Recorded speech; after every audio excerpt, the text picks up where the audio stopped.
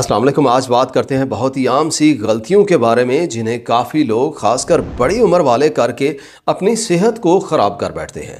जैसे जैसे आपकी उम्र में इजाफा होता है, इन गलतियों का जानना और भी ज़रूरी हो जाता है। खासकर 50 साल के बाद इनका पता होना बहुत ही ज़रूरी है। लेकिन अगर उम्र इससे कम है फिर भी आपको इन गलतियों का पता होना चाहिए। ये वीडियो बहुत ही ज़्यादा अहम है क्योंकि इनसे आपको पता लगेगा कि बड़ी उम्र में क्या खाना चाहिए और क्या नहीं, और किस तरह आप खुद की सेहत को बेहतर रख सकते हैं। सबसे पहले बात करते हैं गलतियों के बारे में, फिर बात करेंगे कौन से ज़रूरी 3 सप्लीमेंट्स हैं जिन्हें बड़ी उम्र में लाजिम इस्तेमाल करना चाहिए। इस उम्र में सही सप्लीमेंट का खाना बहुत ही ज़रूरी हो जाता है क्योंकि अगर गलत सप्लीमेंट खाया जाए तो फ़ायदे की बजाय नुकसान हो जाता है। Number 1, taking high doses of calcium. पहले नंबर पे कैल्शियम है। कैल्शियम के गलत इस्तेमाल से यह खून की रगों में जमा होना शुरू हो जाता है, जिसको रेगुलेट करने के लिए भी मैग्नीशियम फायदा देता है। क्योंकि अगर मैग्नीशियम सही नहीं लेते तो कैल्शियम जमा होने की वजह से दिल की बीमारियां ज्यादा हो सकती हैं। मैग्नीशियम की वजह से खाया जाने वाला कैल्शियम टिश्यूज में सही तरह से जज्ब होता है और फिर फायदा देता है, लेकिन कैल्शियम की कमी नहीं है तो इसे इस्तेमाल ना करें। Number 2, taking excessive iron supplement. दूसरी चीज, बहुत ज्यादा गैर जरूरी आयरन सप्लीमेंट का इस्तेमाल भी फायदे की बजाय नुकसान देता है। पहली बात, अगर जिस्म में आयरन ज्यादा हो जाए तो उसे बाहर निकालना मुश्किल होता है। इसके ज्यादा होने से मैदे और जिगर के मसाइल हो सकते हैं, मुंह का जायका और मतली रहने लग जाती है। इसलिए बेहतर है आयरन को पूरा रखने के लिए पहले तो खुराक ऐसी खाएं जिनमें आयरन मिले, और अगर सप्लीमेंट लेना है तो पहले अपना टेस्ट करवाएं कि वाकई में आपको इसकी जरूरत है भी सही या नहीं। Number 3, avoiding salt. तीसरी गलती, नमक को बिल्कुल ही छोड़ देना है। नमक, वो जो आम सफ़ेद नमक होता है, उसे छोड़ना सही है। उसकी जगह सी साल्ट या पिंक साल्ट लाजिम इस्तेमाल करें। उनमें मिनरल ज्यादा होते हैं और जिस्म को पूरा सोडियम मिलता है, क्योंकि सोडियम की कमी से आप में कार्टिसोल लेवल ज्यादा हो जाता है, जिससे टेंशन, डिप्रेशन और नींद के मसाइल होते हैं। साथ में जिस्म में पोटाशियम लेवल को सही रखने के लिए भी पिंक साल्ट वगैरह का इस्तेमाल सही रहता है। Number 4, avoiding cholesterol rich diet. जैसे जैसे उम्र में इजाफा होता है हमारे जिस्म में हार्मोन्स कम होना शुरू हो जाते हैं। जिस तरह से टेस्टोस्टेरोन, प्रोजेस्टेरॉन और एस्ट्रोजन का लेवल कम हो जाता है। जिस तरह बड़ी उम्र की औरतों में मेंसेस में रुकावट के वक्त हार्मोन्स कम हो जाते हैं, इसी तरह से मर्दों में टेस्टोस्टेरोन कम हो जाता है। और आपको पता है ये सारे हार्मोन्स कोलेस्ट्रॉल से बनते हैं, इसीलिए इस उम्र में अच्छे कोलेस्ट्रॉल, जिसे एचडीएल कहते हैं, उसे पूरा रखना बहुत ही जरूरी होता है। और जब कोई स्टैटिन खाता है जो कोलेस्ट्रॉल कम करते हैं, या वैसे ऐसी खुराक बिल्कुल छोड़ देते हैं जिसमें ये कोलेस्ट्रॉल मिलता है, तो इन सभी हार्मोन्स का लेवल और कम हो जाता है, जिससे फिर मसाइल पैदा होते हैं। Olive oil, fatty fish, avocado, अंडे और कुछ सीड्स खुराक में लाजिम खाएं ताकि जिस्म में अच्छे कोलेस्ट्रॉल का लेवल सही रहे और ये सारे हार्मोन्स किसी हद तक पूरे रहें। ये कोलेस्ट्रॉल हमारे दिमाग की सेहत के लिए, बाइल साल्ट्स के लिए और हाजमे के लिए बहुत ही जरूरी है। Number 5, dietary mistakes. आपकी खुराक में सबसे बड़े जरूरी ग़िज़ाई अज्जा कौन से हैं?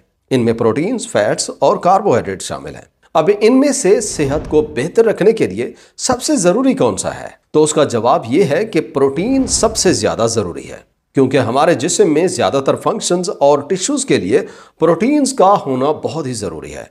मिसाल के तौर पे muscles, connective tissue, immune system और जिस्म में बाकी जरूरी कामों के लिए प्रोटीन की जरूरत पड़ती है। आप देखें जो जंक फूड्स होते हैं उनमें प्रोटीन्स या तो होती नहीं है या बहुत कम होती है। जिस तरह बर्गर्स, फ्राइज, बिस्किट्स, पेस्ट्रीज वगैरह हैं, ये बड़ी उम्र में खाने से सेहत को बहुत नुकसान होता है। इनमें प्रोटीन्स ना होने के बराबर होती हैं, इस वजह से फायदा कम होता है। अब कौन से ऐसे खाने हैं जिनसे जिस्म को ज्यादा फायदा मिलता है? मिसाल के तौर पे ग्रास फेड बीफ और आर्गन मीट से काफी फायदा मिलता है।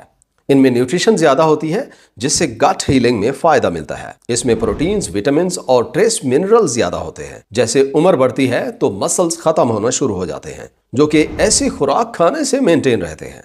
Number 6, eating frequently. ये गलती अक्सर लोग करते हैं कि थोड़ा थोड़ा करके सारा दिन खाते रहते हैं। ये किसी हद तक मैदे के मरीज और इस तरह के मसाइल के लिए जब डॉक्टर रिकमेंड करे तो बेहतर है आप खाएं। लेकिन बात करते हैं कि खाने की फ्रीक्वेंसी को कैसे मेंटेन रखा जाए।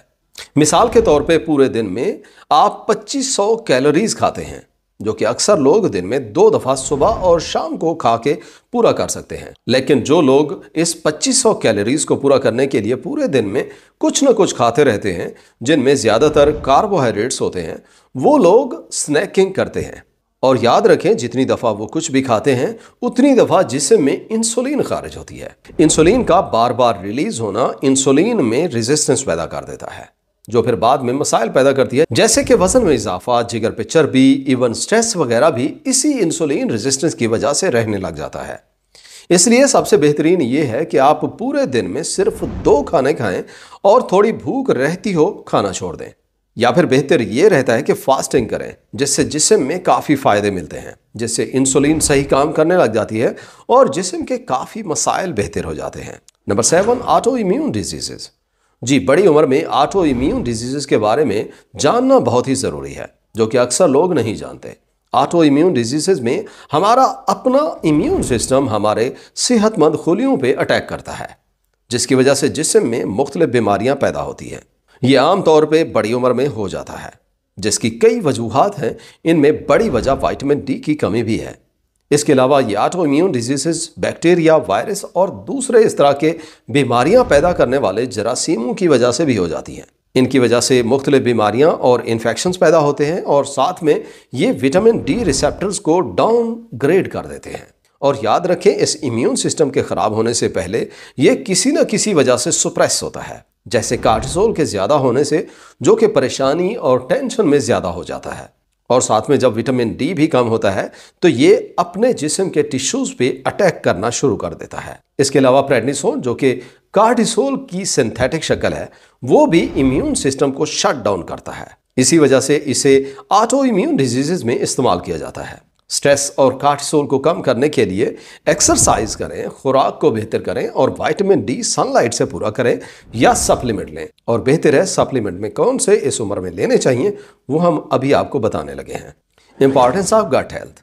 सबसे ज़रूरी चीज़ अगर खुद को सेहतमंद रखना है तो अपनी गट हेल्थ को बेहतर करें। अपनी आंतों में मुफीद बैक्टीरिया की तादाद को पूरा रखें। इसकी वजह से इम्यून सिस्टम स्ट्रांग रहता है, ओवरऑल हेल्थ बेहतर रहती है।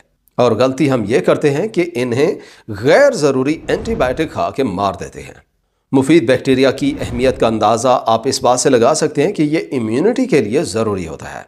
इससे न्यूरोट्रांसमीटर्स बनते हैं, मूड बेहतर रहता है, दिमाग का काम बेहतर होता है। कुछ ज़रूरी विटामिन इनसे बनते हैं, इनकी वजह से हाजमे के मसाइल सही रहते हैं। इसलिए यह ज़रूरी हो जाता है कि हम अपनी गट हेल्थ को जितना हो सकता है बेहतर रखें।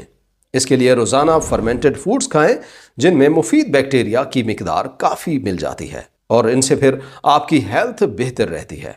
Supplements to take. अब बात कर लेते हैं कौन से सप्लीमेंट्स बड़ी उम्र में खाने चाहिए।